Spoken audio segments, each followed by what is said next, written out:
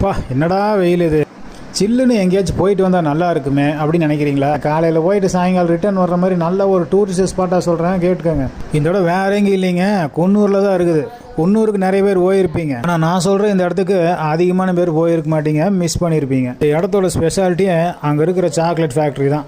அந்த இடம் அமைஞ்சிருக்கிறது தேயிலை தோட்டத்துக்கு மத்தியில், அதனால் திரும்பி வரக்கு உங்களுக்கு மனசே வராது. குன்னூருக்கு முன்ன பின்ன போகாத ஆளுங்க நம்ம கூகுள் அக்கா கிட்ட கேட்டு அப்படியே போய்க்கிங்க. நான் ரூட்டு சொன்னேன்னா வீடியோ ரொம்ப பெருசாயிரும், பார்க்க மாட்டீங்க. போகும்போது கீர் வண்டியை, ஸ்கூட்ரு இந்த மாதிரி வண்டிகளாக எடுத்துகிட்டு போங்க. டிவிஎஸ் 50 மாதிரி எடுத்துகிட்டு போயிட்டீங்கன்னா மூஞ்சி மட்டும்தான் வேலை செய்யும், வண்டி அங்கேயே தான் இருக்கும். போகிற வழியில் ரோட்டோரமாக பெரிய பெரிய குரங்குகள்லாம் பேன் பார்த்துட்டு விளையாண்டுட்டு உட்காந்துட்ருக்கோம். அதுக்கிட்ட போய் கை காலை பிடிச்சி ஆட்டிக்கிறாதீங்க, அப்புறம் மூக்கு பிடிச்சி கடிச்சு வச்சிடும். கொண்டு போகிற ஸ்நாக்ஸோ சாப்பாடோ ஏதோ இருந்ததுன்னா கொஞ்சம் கொடுத்தீங்கன்னா சாப்பிட்டு போட்டு சந்தோஷமாக உங்களுக்கு டாட்டா காமிக்கும்.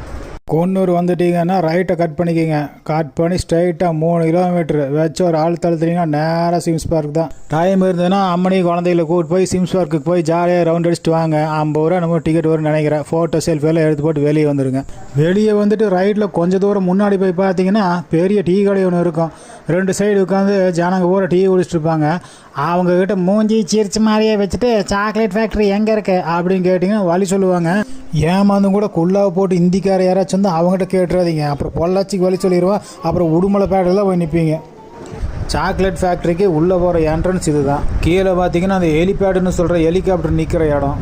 அப்புறம் இந்த கையில் குச்சி வச்சுட்டு பந்த குழிக்குள்ளே உருட்டி விளையாடுவாங்களே, அதெல்லாம் பண்ணிகிட்டு இருப்பாங்க. கீழே ஒன்றுமே தெரிய மாட்டேதுன்ட்டு கொஞ்சம் எட்டி பார்த்துடாதீங்கன்னா அப்புறம் நேரம் மேட்பாளையம் தான் கீழே விழுந்தீங்கன்னா. இது பூரா தேயிலை தோட்டம் தான்.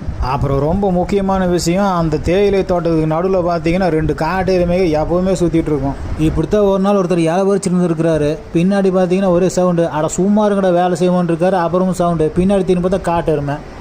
எருமையை பார்த்ததுமே வீட்டில் இருக்கிற குழந்தை குட்டிகளோட ஞாபகம் வந்துருக்கும். அப்புறம் இருக்காதுங்களாண்ணா, பின்னாடி போனால் மேட்பாளையம், முன்னாடி வந்தால் பரலோக ராஜ்யம்.